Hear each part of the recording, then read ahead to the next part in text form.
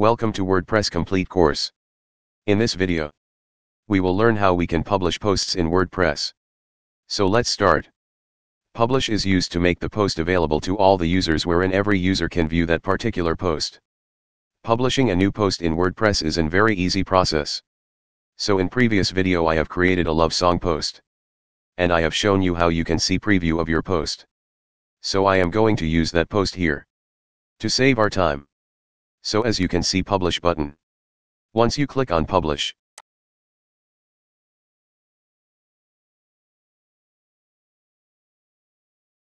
Post will published on your website. And user can see it. Let's move on the website and see how my post looks. So this is my simple post.